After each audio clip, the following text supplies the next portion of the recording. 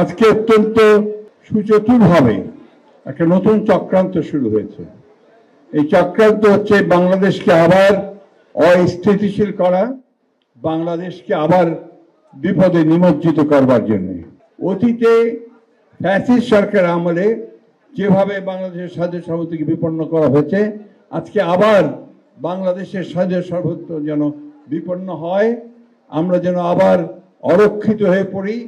আমাদের সেই দেশপ্রেমিক সেনাবাহিনী যারা দেশের প্রতিটি গুরুত্বপূর্ণ মুহূর্তে জাতির পাশে এসে দাঁড়িয়েছে, তাদেরকে আজকে আবার বিতর্কিত করার একটা হীন প্রচেষ্টা শুরু হয়েছে। বিএনপির বিরুদ্ধে ডিসইনফরমেশন প্রচারিত হচ্ছে, তার বিরুদ্ধে আপনারা আপনাদের দায়িত্বগুলো পালন করবেন। গোটা জাতি রুখে দাঁড়াবে।